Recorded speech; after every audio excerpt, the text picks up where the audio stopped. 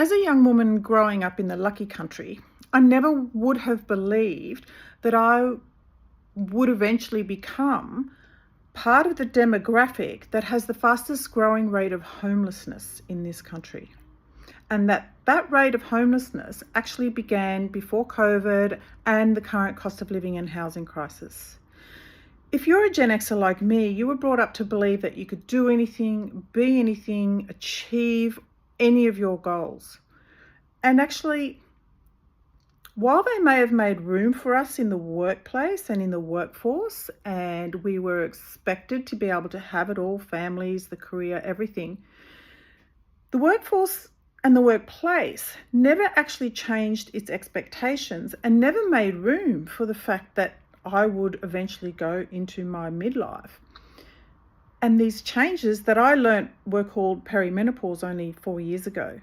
So we're in a really difficult situation because I've learnt that women my age, 47% of them are not taking on promotions.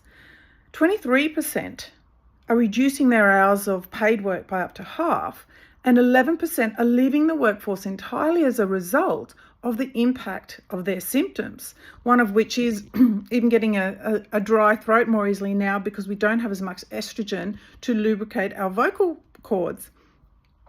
So these things are affecting our confidence, and they're affecting our ability to be able to progress in our chosen careers or to stay for as many hours in a day in our workplace if you're one of the unfortunate women who has really terrible perimenopause symptoms. So I think this is a really important conversation that we keep having.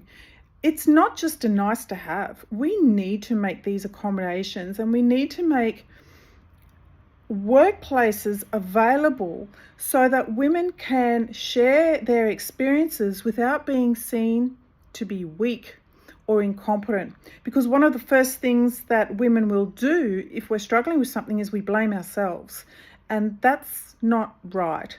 So the silence that's been around midlife that my mother endured, and your mother probably, that can't happen anymore, and it's changing, but it's still going to take years. So everything that we can do to be honest and upfront about the experiences that we're having, and if we can help the women around us, is definitely going to help the experience that our own daughters are going to have in the future. So don't be afraid to share what's happening for you. It's really important that you're honest and you take some control back and you advocate for yourself right now so that you can have the jobs at the table that we were promised.